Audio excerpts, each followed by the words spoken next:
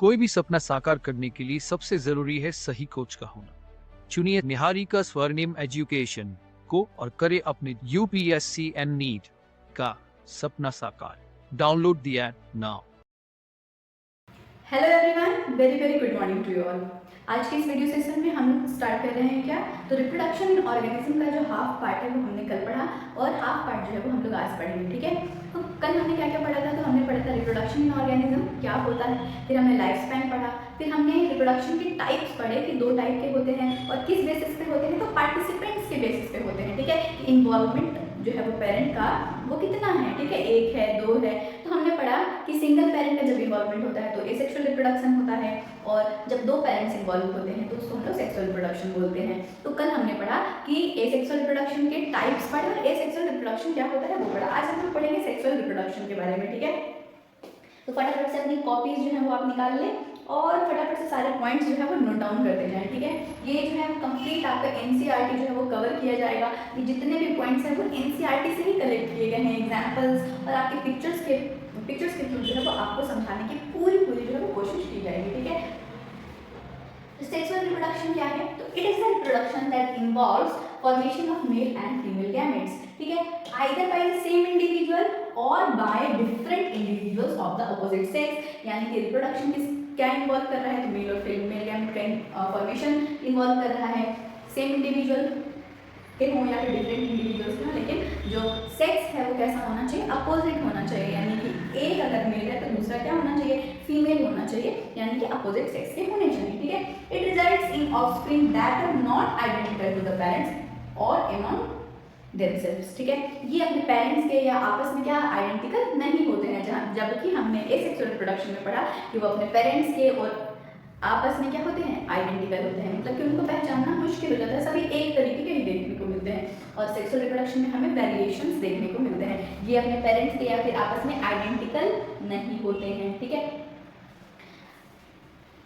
अब हम लोग और भी पॉइंट्स को डिस्कस करेंगे कि ये कैसा प्रोसेस है। ठीक है, it is an elaborate complex and slow process as compared to asexual reproduction. ठीक है, then the period of growth to reach maturity for sexual reproduction is called the juvenile phase। यानी कि जो पीरियड है, कौन सा पीरियड, तो जब मैच्योरिटी का जो पीरियड है उसके पहले का पीरियड, यानी कि जो पीरियड है the period of growth to reach in maturity for sexual reproduction, उसको हम लोग बोलते हैं जुवेनाइल फेज। ठीक है, और प्लांट में इसी फेज को क्या बोला जाता है, तो वेजिटेटिव फेज जो है वो बोला जाता है। ठीक है, अब हम लोग और भी पॉइंट्स को डिस्कस कर लेते हैं कि हायर प्लांट्स में जो फ्लावरिंग है वो इंडिकेट करता है किसको, कि उसका वेजिटेटिव फेज जो है वो एंड कर रहा है। तो जब वेजिटेटिव फेज एंड करेगा तब कौन सा फेज स्टार्ट होगा, तब स्टार्ट होगा आपका reproductive phase. The ending of vegetative phase is the beginning of which phase, reproductive phase. ठीक है, अब इसमें पढ़ रहे हैं क्या पढ़ना है कि एनुअल और बाइनियल प्लांट जो है वो शो करते हैं clear cut vegetative, reproductive and senescent phases.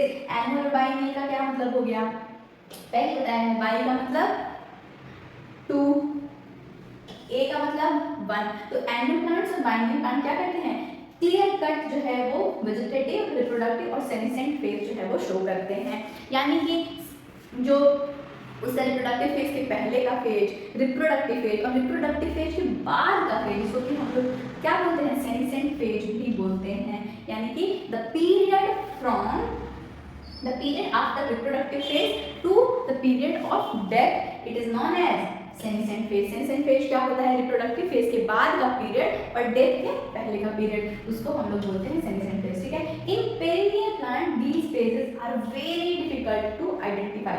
यहाँ पे पेरिनियल प्लांट क्यों बोल रहे हैं, तो वैसे plants annual means 1 year, biennial plants जो 2 साल में अपना सारा प्रोसेस कर लेते हैं, पेरिनियल प्लांट्स मतलब कि बहुत साल जो है वो ये तीनों फेजेस को शो करने में लगा देते हैं। ठीक है, कुछ प्लांट्स जो होते हैं वो क्या करते हैं, अनयूजुअल फ्लावरिंग शो करते हैं, अनयूजुअल फ्लावरिंग शो करते हैं। उसका एग्जांपल अब ध्यान से देख लें कि नीट के एग्जाम में जो क्वेश्चन है वो आपको पूछा जा सकता है। एक बात मैं आपको बता दूं, क्या बोलेंगे कि ma'am reproduction in organism chapter से मान लो एक क्वेश्चन आता है, 2 क्वेश्चन आता है, तो इतना क्यों क्या है, तो आपको मैं बता दूं कि 4 मार्क्स में 1 to मतलब 1000 to 1500 स्टूडेंट का क्या रहा है, गैप रहा है, ठीक है। तो आपकी जो रैंकिंग है वो कितनी पीछे हो जा रही है, 4 मार्क्स की वजह से 1500 रैंक पीछे हो जा रही है। तो आपके लिए एक एक क्वेश्चन जो है वो बहुत इंपॉर्टेंट होने वाला है, ठीक है। Bamboo species flower only once in their life time after 50 to 100 years. Bamboo species जो है वो अपनी लाइफ टाइम में एक बार ही फ्लावरिंग करता है, ठीक है। कब करता है, 50 से 100 साल में, ठीक है। और प्रोड्यूस करता है बहुत सारे क्या, लार्ज नंबर ऑफ फ्रूट्स, और उसके बाद मर जाता है, उसकी डेथ हो जाती है, डाई हो जाता है। मतलब कि क्या करता है, अपने लाइफ टाइम में एक ही बार फ्लावरिंग करता है और बहुत सारे लार्ज नंबर में फ्रूट क्या करता है, प्रोड्यूस करता है, उसके बाद वो डाई कर जाता है। एक है स्ट्रोबिलेंथस कुंथियाना नीला कोरेली, ठीक है।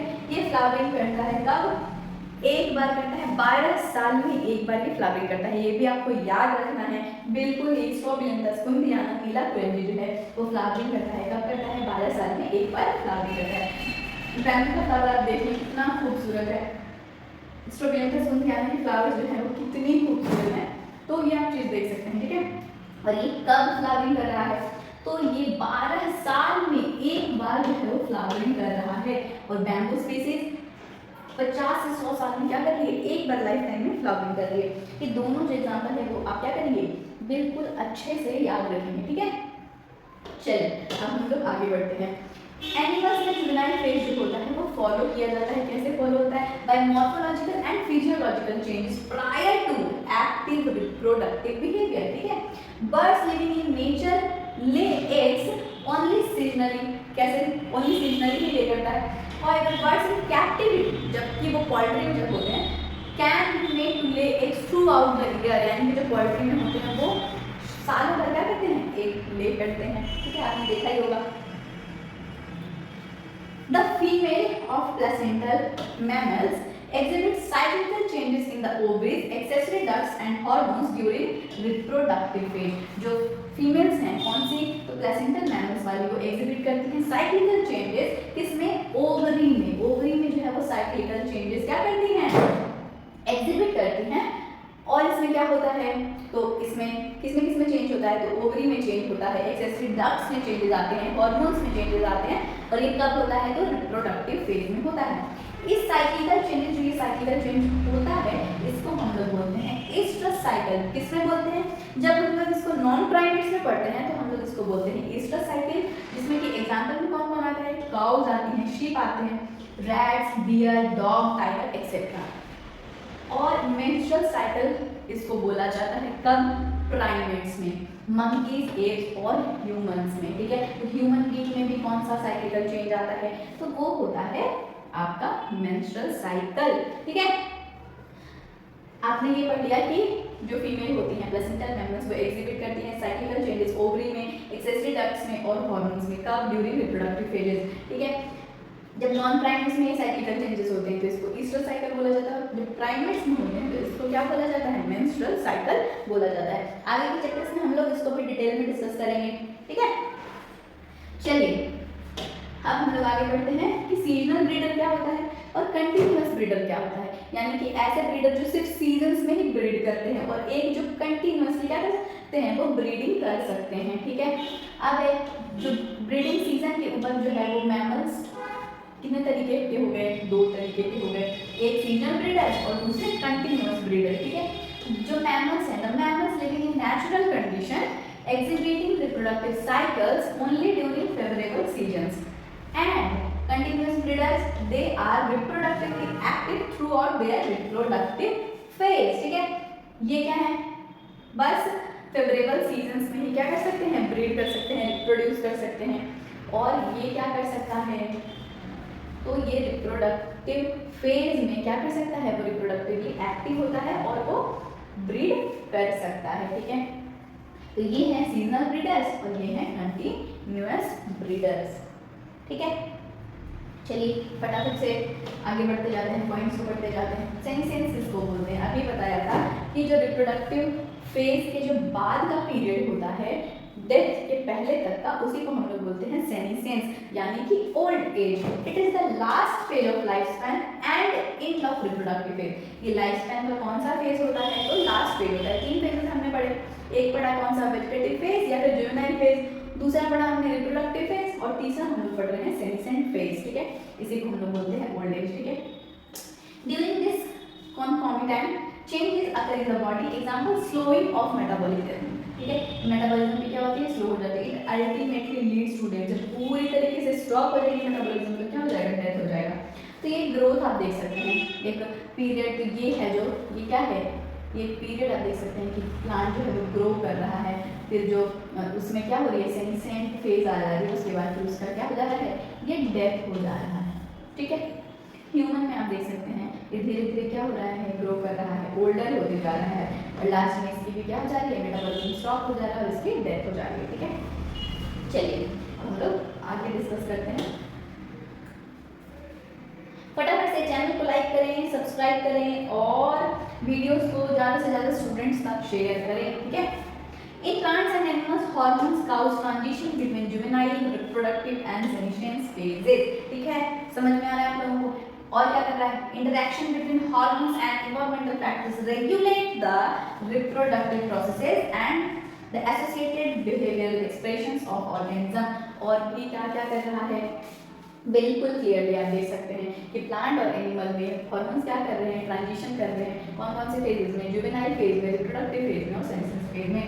और क्या कर रहा है, इंटरेक्शन हो रहा है हार्मोन्स में और किसमें, एनवायरमेंटल फैक्टर में, और ये क्या कर रहा है, रेगुलेट कर रहा है किसको, रिप्रोडक्टिव प्रोसेस को, और उसके साथ साथ जो एसोसिएटेड बिहेवियरल एक्सप्रेशंस हैं ऑर्गेनिज्म को, उसको, ठीक है।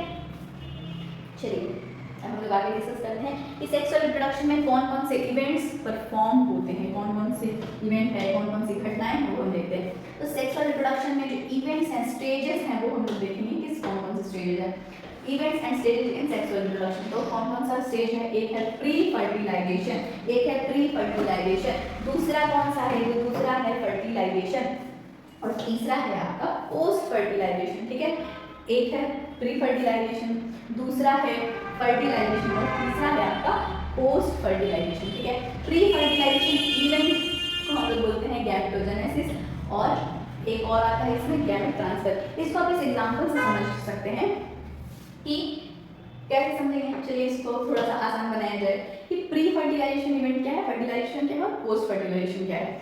तो फर्टिलाइजेशन के पहले का जो इवेंट है, यानी कि जो प्रिपरेशन है फर्टिलाइजेशन के लिए, जो प्रिपरेशंस की जा रही हैं, वो है प्री फर्टिलाइजेशन इवेंट। तो प्री फर्टिलाइजेशन इवेंट क्या होगा, तो गैमेटोजेनेसिस यानी कि गैमेट की फॉर्मेशन, जेनेसिस का मतलब सिंथेसिस या फॉर्मेशन, ठीक है।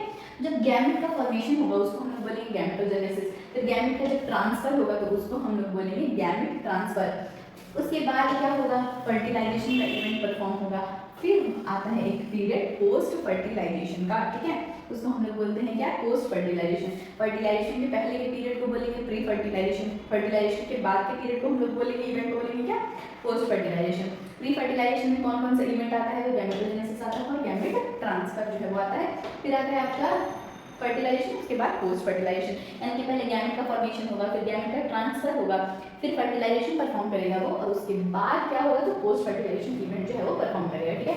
तो चलिए हम लोग पहले स्टार्ट करेंगे कहाँ से, प्री फर्टिलाइजेशन इवेंट्स से। प्री फर्टिलाइजेशन इवेंट जो है हम लोग देखेंगे the events prior to the fusion of gametes, ठीक है। क्या इंक्लूड कर रहा है, गैमेटोजेनेसिस और गैमेट ट्रांसफर, ठीक है। ये आप देख सकते हैं क्या हो रहा है, गैमेटोजेनेसिस यानी कि गैमेट का क्या हो रहा है, फॉर्मेशन हो रहा है, ठीक है। चलिए फटाफट से हम लोग आगे डिस्कस कर लेते हैं।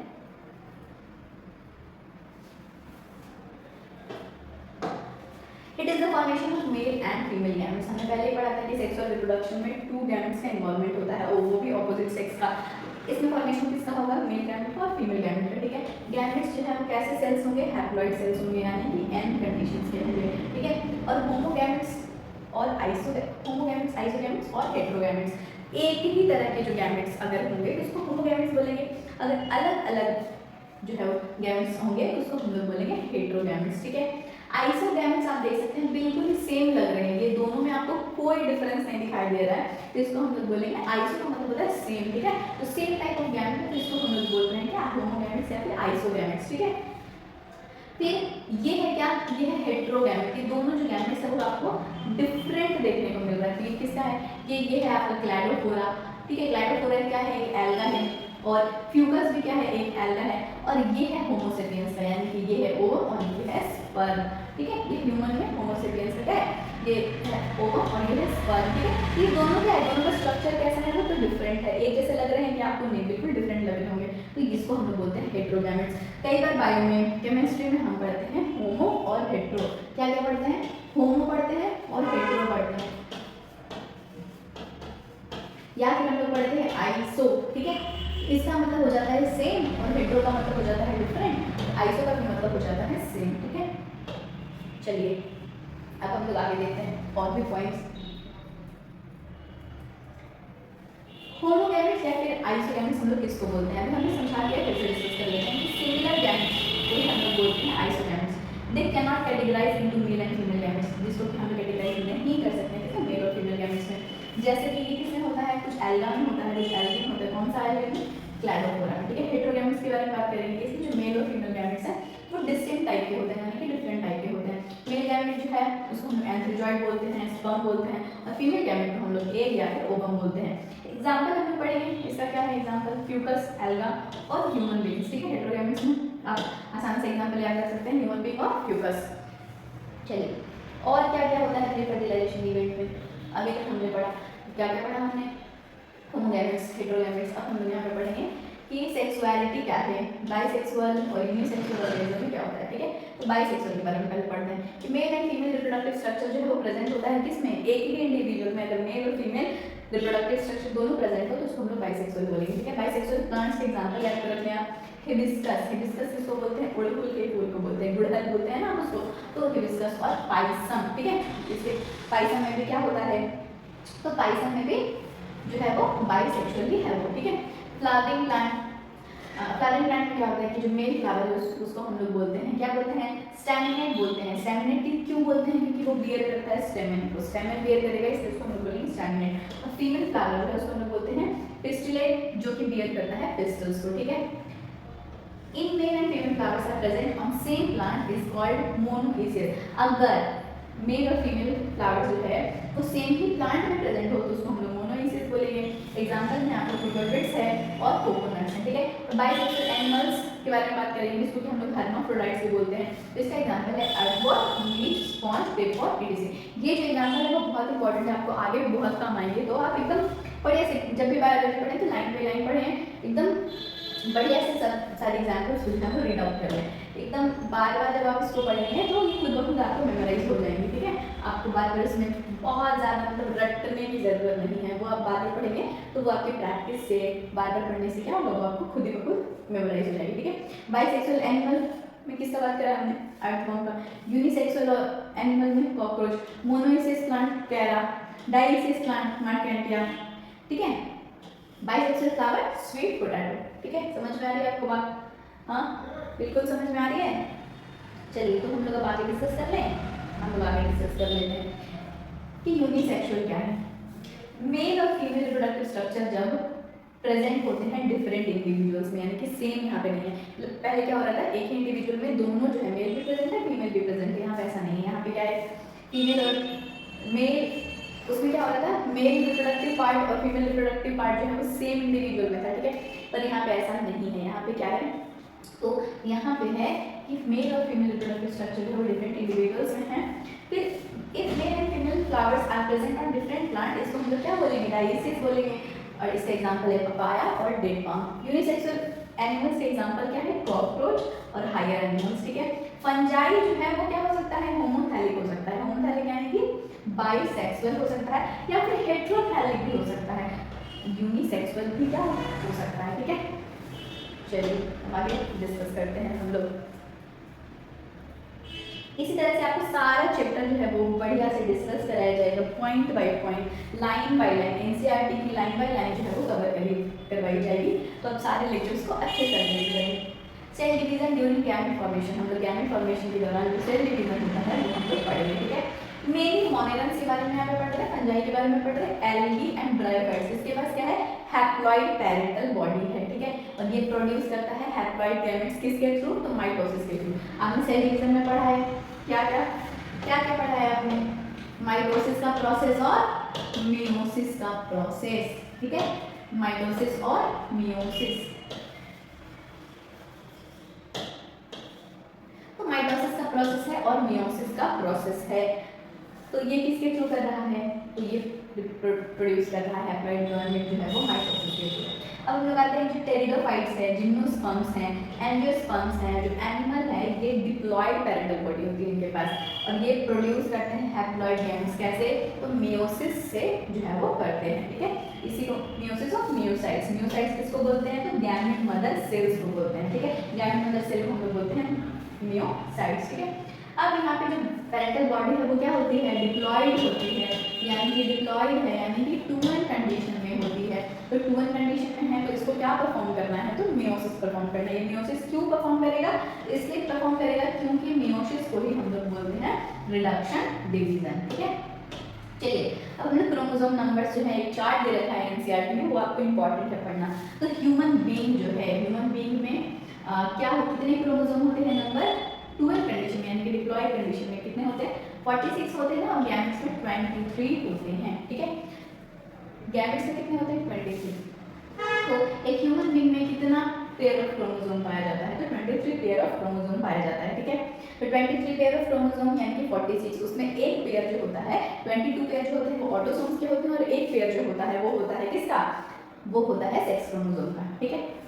तो मियोसाइट्स, मियोसाइट्स में क्या होगा, मियोसाइट्स में किसको बोल रहे हैं, तो गैमेट मदर सेल को बोल रहे हैं। तो जब गैमेट मदर सेल की कंडीशन में कितने क्रोमोसोम्स रहेंगे, 46 और गैमेट्स में रहेंगे 23। हाउस फ्लाई में कितना रहेगा, 12, गैमेट्स में 6, हाउस फ्लाई के मियोसाइट्स में 12 और गैमेट्स में 6, रैट में 42, 21, डॉग में 78, डॉग में कितने कितने रहेंगे 78, ठीक है, 78 और 39, कैट में 38, 19, फ्रूट फ्लाई में 8, 4, ऑफियोग्लॉसम में 1260, देन इसमें गैमेट्स में कितने रहेंगे 630, एप्पल में 34, 17, राइस में 24, 12, मेज में 20, 10, पोटैटो में 48, 24, बटरफ्लाई में 380, 190, अनियन में 16 and 8, ठीक है। ये आपको बिल्कुल ही ध्यान में रखने हैं, ठीक है, एकदम ध्यान में रखें। कई बार स्टूडेंट बोलते हैं ना इतना सारा डाटा कैसे याद रखेंगे, तो आपको पढ़ के क्या हो जाएगा, याद हो जाएगा। आपको याद करने की जरूरत नहीं पड़ेगी कि बुक उठाया और बैठने लगे, ऐसा नहीं है। चलिए अब हम लोग बात करेंगे, अभी तक हमने गैमेटोजेनेसिस के बारे में बात करा, अब हम बात करेंगे गैमेट ट्रांसफर की। गैमेट ट्रांसफर आखिर कैसे होता है। Male gametes needed a medium to move towards female gametes for fertilization. इसको अब क्या जरूरत पड़ेगी, एक मीडियम की जरूरत पड़ेगी, ठीक है। In most organisms male gamete is motile and the female gamete is stationary. Mostly organisms में क्या होता है कि जो मेल गैमेट्स है वो मोटाइल होते हैं। मोटाइल का मतलब जो मूवमेंट करता हो, ठीक है। और फीमेल गैमेट कैसी होती है, स्टेशनरी होती है यानी कि स्थिर होती है। In some fungi and algae, both types of gametes are motile. Fungi और algae में बहुत सारे fungi और algae में क्या होता है कि दोनों gametes जो है वो मोटाइल होती है, ठीक है। यहाँ पे देख सकते हैं ये स्पर्म है और ये ओवम है। ये जो ओवम है वो स्टेशनरी है और ये स्पर्म जो है वो मोटाइल है यानी कि वो मूवमेंट जो है वो करता है। यहाँ पे आप प्लांट्स में भी देख सकते हैं, पॉलन दे रखा है, पॉलन ट्यूब और ओवरी आप देखें। चलिए in simple plants algae, bryophytes and pteridophytes, gamete transfer takes place through water medium. कौन सा मीडियम यूज कर रहा है, ये वाटर मीडियम यूज करता है। To compensate the loss of male gametes during transport, large number of male gametes is produced. अब क्या है, फर्टिलाइजेशन के लिए क्या होना जरूरी है, जो स्पर्म का अमाउंट है या फिर मेल गैमेट का जो अमाउंट है वो ज़्यादा होना चाहिए, लार्ज नंबर में होना चाहिए, ठीक है। एक्चुअली होता क्या है कि ये जब एक मीडियम के थ्रू क्या कर रहा है, ट्रांसपोर्ट कर रहा है, तो बहुत क्या हो जाता है, लॉस हो जाता है मेल गैमेट्स का, ठीक है। बहुत सारे male gametes, loss of male gametes जो है वो ट्रांसपोर्ट के दौरान हमें देखने को मिलता है।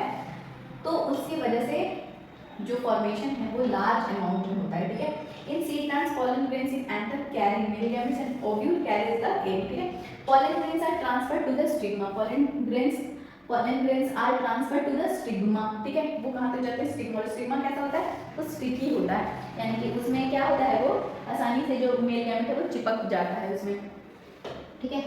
चलिए in bisexual self fertilising plants example में क्या है, पी है, एंथस एंड स्टिग्मा और क्लोज टू ईच अदर, ठीक है, क्लोज रहते हैं, जो इसीलिए जो पॉलन ग्रेन का ट्रांसफर है वो बहुत इजीली हो जाता है, ठीक है। उसको कहीं ज़्यादा दूर जाने की जरूरत नहीं है, वो बहुत क्लोज होते हैं। सेम ही प्लांट में मेल भी है, मेल गैमेट भी और फीमेल भी है, ठीक है, तो उसको बहुत ज़्यादा परेशानी नहीं होती है। और क्रॉस पॉलिनेटिंग प्लांट में क्या होता है, जिसमें कि डायलिसिस प्लांट होते हैं, तो pollination help in transfer of pollen grains, ठीक है। पॉलिनेशन क्या कर रहा है, तो हेल्प कर रहा है transfer of pollen grains. Pollen grains germinate on the stigma and the pollen tube carrying male gametes reach the ovule and discharge male gametes near the egg. यहाँ पे देखो आपने पढ़ा होगा, ये देखिए ये पॉलन ग्रेन्स जो हैं वो जर्मिनेट करेंगे किस पे, तो स्टिग्मा पे जर्मिनेट करेंगे, ठीक है। ये स्टिग्मा यहाँ पे क्या करेंगे, जर्मिनेट करेंगे। और उसके बाद जो पॉलन ट्यूब है आपका वो क्या करेगा, उसको वो लेके जाएगा,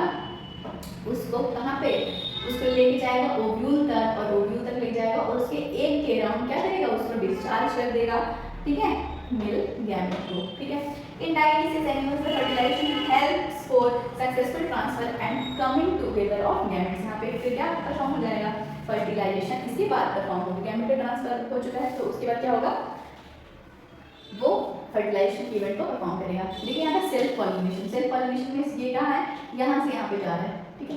पॉलन ग्रेन्स है और सेम ही प्लांट में क्या कर ले रहा है, परफॉर्म कर ले रहा है। अब क्रॉस पॉलिनेशन में इस फ्लावर से इस फ्लावर में जा रहा है, ठीक है। तो आप ये देखेंगे कि इसमें कौन वेक्टर बन रहा है, कौन मीडियम बन रहा है, तो इंसेक्ट जो है वो मीडियम बन रहा है, ठीक है। चलिए अब हम लोग आगे डिस्कस करते हैं कि सिन गैमेट होता क्या है, ठीक है। अब हम लोग पढ़ेंगे कि सिन गैमेट होता क्या है। तो फर्टिलाइजेशन को हम लोग सिन गैमेट भी बोलते हैं, ठीक है। फर्टिलाइजेशन को भी हम लोग सिन गैमेट भी बोलते हैं। It is the fusion of gametes to form a diploid zygote. ये क्या हो रहा है यहाँ पे, फर्टिलाइजेशन में क्या होता है, फ्यूजन ऑफ गैमेट्स होता है, फर्टिलाइजेशन हो रहा है। देख सकते हैं आप यहाँ पे क्या है, ओवम है, ये स्पर्म है, ठीक है। और यहाँ पे क्या हो रहा है, फर्टिलाइजेशन परफॉर्म कर रहा है। फर्टिलाइजेशन के बाद ये क्या बना रहा है, तो जाइगोट बना रहा है। यहाँ पे न्यूक्लियाई जो है क्या करें, फ्यूज करें, fusing nuclei. In rotifers, honeybees, some lizards, birds, turkey, etc. Female gamete develops new organism without fertilization. This is called parthenogenesis. अब हम लोग किसके बारे में बात कर रहे हैं, रोटिफर्स में, हनी बी में, कुछ लिजार्ड्स में, बर्ड्स में क्या होता है, जो फीमेल गैमेट होती है वो डेवलप कर जाती है एक न्यू ऑर्गेनिज्म में बिना फर्टिलाइजेशन के। इसी को हम लोग बोलते हैं पार्थेनोजेनेसिस, यानी कि बिना फर्टिलाइजेशन के अगर क्या होता है, एक न्यू ऑर्गेनिज्म का फॉर्मेशन होता है, तो उसको हम लोग बोलते हैं क्या, पार्थेनोजेनेसिस बोल रहे हैं। इसमें किसमें हो रहा है, रोटिफर्स में हो रहा है, हनी बीज में हो रहा है, कुछ लिजार्ड्स में हो रहा है, बर्ड्स में हो रहा है, ठीक है। चलिए अब हम लोग यहाँ पे देख सकते हैं कि ये है डिप्लॉयड फीमेल बी। तो डिप्लॉयड क्या करेगा, पहले बताया कि मियोसिस परफॉर्म करेगा, और उसके बाद यहाँ पे क्या हो रहा है, फर्टिलाइजेशन नहीं हो रहा है, तो ये हैप्लॉइड मेल बीज जो है वो जनरेट हो रही है। अगर आपने डिप्लॉयड फीमेल बी है, मियोसिस हो रहा है, ये एग प्रोड्यूस कर रहा है। ये हैप्लॉइड मेल बी है, यहाँ पे मियोसिस नहीं हो रहा है, स्पर्म प्रोड्यूस कर रहा है, फिर फर्टिलाइजेशन हो रहा है, और ये क्या बना रहा है, तो डिप्लॉयड फीमेल बीज जो है वो बना रहा है, ठीक है। चलिए अब हम लोग आगे डिस्कस कर लेते हैं कि टाइप ऑफ फर्टिलाइजेशन क्या है। अभी हमने पहले पढ़ा क्या, रिप्रोडक्शन के टाइप्स के बारे में पढ़ा। अब हम लोग पढ़ेंगे कि फर्टिलाइजेशन का टाइप, ठीक है। एक हम पढ़ेंगे एक्सटर्नल फर्टिलाइजेशन और दूसरा होता है इंटरनल फर्टिलाइजेशन। एक्सटर्नल फर्टिलाइजेशन से भी आपको पता चल रहा होगा कि एक्सटर्नल फर्टिलाइजेशन किसको बोलते हैं और इंटरनल फर्टिलाइजेशन किसको बोलते हैं। Syngamy occurs in external medium, जब एक्सटर्नल मीडियम किसमें, वाटर में, that is zygote is form outside the body. Zygote कहाँ पे फॉर्म हो रहा है, outside the body. Example most aquatic organism, many algae, bony fishes, example हैं इसके, और एम्फीबियंस, ठीक है। कुछ ऑर्गेनिजम्स शो करते हैं क्या, synchronic between sexes and release large number of gametes into the surrounding medium to ensure syngamy. और इसका डिसएडवांटेज क्या है, तो इसका डिसएडवांटेज है कि offsprings are extremely vulnerable to predators threatening their survival up to adulthood। इनको बहुत ज़्यादा क्या करना पड़ता है, ये मतलब कि कोई भी प्रेडेटर क्या कर सकता है, इसको हार्म कर सकता है, उसकी लाइफ जो है वो खतरे में होती है। तो फ्रॉग क्या करता है, एक्सटर्नल फर्टिलाइजेशन शो करता है, ठीक है। चलिए अब हम लोग बात करेंगे, आपको समझ में आ गया होगा कि एक्सटर्नल फर्टिलाइजेशन किसको बोलते हैं, कि जब सिंगेमी अंदर होता है किसमें, एक्सटर्नल मीडियम में, यानी कि वाटर के थ्रू अगर हो गया, और जाइगोट का फॉर्मेशन क्या हो रहा है, तो बाहर हो रहा है और बॉडी के आउटसाइड हो रहा है। तो इसमें एग्जांपल में बनाएंगे तो मोस्टली एक्वाटिक ऑर्गेनिज्म आएंगे, जिसमें कि बहुत सारे एल्गीज हैं, बोनी फिशेस जो हैं, और एम्फीबियंस जो हैं इसमें आते हैं, ठीक है। तो क्या कर रहा है वो, एक्सटर्नल फर्टिलाइजेशन कर रहा है, शो कर रहा है। एक्सटर्नल फर्टिलाइजेशन में क्या होता है कि उसकी जान को खतरा होता है जब तक वो एक एडल्ट नहीं बन जाता है। चलिए इंटरनल फर्टिलाइजेशन के बारे में बात करते हैं। इसी में occurs inside the body of organism, example में क्या क्या है, टेरेस्ट्रियल। यहाँ पे इंटरनल फर्टिलाइजेशन क्या हो रहा है, इनसाइड द बॉडी, ठीक है। एग्जांपल में टेरेस्ट्रियल, जो कि जमीन पर रहते हैं उसको हम बोलते हैं terrestrial. Belonging to fungi animals, ठीक है। कौन कौन से animals, reptiles, birds, mammals and plants. Plants में कौन से ब्रायोफाइट्स, टेरिडोफाइट्स, लिग्नोस्पर्म और एंजियोस्पर्म, ठीक है। In this non motile egg is found inside the female body to where motile male gamete reaches and fuses. In seed plants, the motile male gametes are carried to female gamete by pollen tubes. इसमें क्या हो रहा है, तो seed plants में हमने बताया कि मेल गैमेट्स जो है वो फीमेल गैमेट तक जा रहे हैं, किसके थ्रू, pollen tubes के through. There is large number of sperms produced but the number of eggs is very low. Sperm की जो मात्रा होती है बहुत ज़्यादा होती है, लेकिन जो एग का जो नंबर है वो बहुत कम होता है। यहाँ पे शो किया है कि इंटरनल फर्टिलाइजेशन किसमें, कॉक और हेन में। कॉक क्या होता है, मेल होता है, और हेन क्या होती है, फीमेल होती है। चलिए हम लोग बात करते हैं पोस्ट फर्टिलाइजेशन इवेंट के बारे में। पहले हमने पढ़ा गैमेटोजेनेसिस, गैमेट का फॉर्मेशन, और उसके बाद हमने पढ़ा कि गैमेट का ट्रांसफर कैसे होता है। अब वो गैमेट ट्रांसफर हो गया, फर्टिलाइजेशन परफॉर्म हो गया, तो दूसरा इवेंट हो गया फर्टिलाइजेशन, और फर्टिलाइजेशन के बाद का इवेंट जिसको हम लोग बोल रहे हैं पोस्ट फर्टिलाइजेशन। तो पोस्ट फर्टिलाइजेशन में क्या क्या होता है, तो the event after the formation of zygote. अब जाइगोट फर्टिलाइजेशन के बाद वो जाइगोट बन गया, उसके बाद का जो है उसको हम लोग बोलते हैं पोस्ट फर्टिलाइजेशन, ठीक है। Post fertilization events, development of zygote depend on the type of what life cycle of the organism and nature of environment, ठीक है।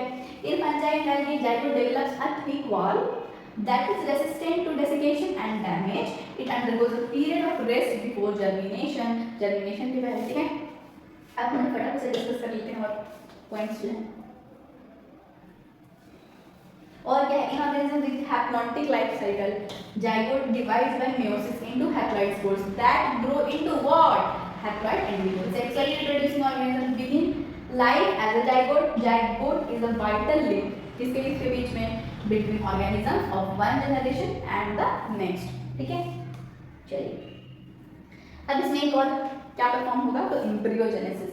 अब क्या हुआ, अब इसमें होगा एम्ब्रियोजेनेसिस। जेनेसिस जिसमें भी लगा हुआ समझ जाए, सिंथेसिस की बात हो रही है। तो एम्ब्रियो का जो फॉर्मेशन होगा, it is the development of embryo from zygote. कहां से होगा, जाइगोट से। During embryogenesis zygote undergoes cell division, mitosis and cell differentiation. Cell division increase the number of cells in the embryo.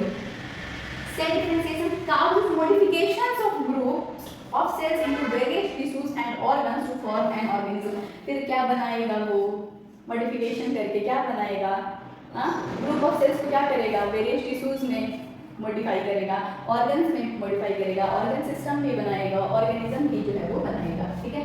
चलिए इसको हम बोलते हैं एम्ब्रियोजेनेसिस। एनिमल्स में कैसे होता है वो देखते हैं। पहले क्या हुआ, जाइगोट। जाइगोट फिर क्या कर रहा है, टू सेल स्टेज में, फिर डिवाइड किया ये क्या, 4 सेल स्टेज में, फिर 8 सेल स्टेज में, फिर क्या बना रहे हैं, मोरिकुला बना रहे हैं। 72 आवर्स में ये क्या बन जाएगा, मोरिकुला बन जाएगा। दिन बनाएगा 4 डेज में ब्लास्टोसिस्ट, ठीक है। 72 आवर्स में क्या बनेगा, मोरिकुला, और 4 डेज में ब्लास्टोसिस्ट, ठीक है। चलिए based on place of zygote development animals are 2 types, एक तो ओविपेरस और दूसरा विविपेरस, ठीक है। ओविपेरस किसको बोलेंगे, जो कि एग ले करेगा, और विविपेरस किसको बोलेंगे, जो यंग वंस प्रोड्यूस करेंगे, ठीक है। चलिए अब हम आगे डिस्कस करते हैं ओविपेरस क्या होता है और विविपेरस क्या होता है। तो ओविपेरस क्या होता है, here animals lay fertilized and unfertilized eggs, ठीक है। Example in reptiles and birds, the fertilized eggs covered by hard fibrous cells, a cell are laid in a safe place after incubation, young ones hatch out, ठीक है। Incubation के बाद ही young ones क्या होंगे, hatch out करेंगे।